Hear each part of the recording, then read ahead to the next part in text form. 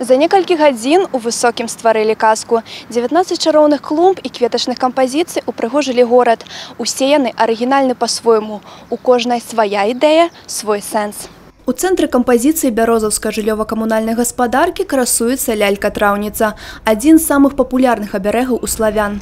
Яна аб'ядноўвае ў сабе два важных элемента славянскай культуры – рукадзелле і лекарства. Гэты абярэжны прадмет быў папулярны ў народзе, бо сабраць травы і дастаць шматкі для лялькі мог кожны.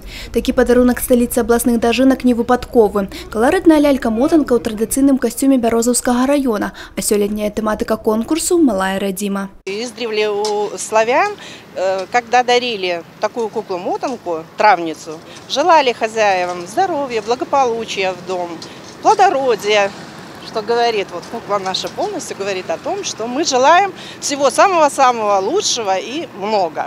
Арганізатарам такога незвычайнага і прыгожага ва ўсіх адносінах конкурсу выступіў прафсаюз работнікаў мясцовай прамысловасці і камунальна-бытавых прадпрыемстваў і ўпраўленняў жыллёва-камунальнай гаспадаркі.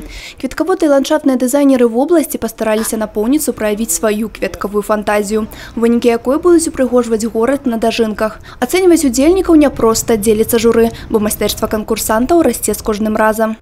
Люди учатся, перенимают друг друга, люди интересуются какими-то новшествами, новыми предложениями, гаммой цветов и так далее. Конечно, очень сложно оценивать. Но вместе с тем мы как-то находим какое-то взаимопонимание в жюри и стараемся быть объективными. Цель – это показать лучшие навыки, показать лучшие цветочные композиции и, безусловно, сделать так, чтобы тот или иной населенный пункт стал намного краще и привлекательнее.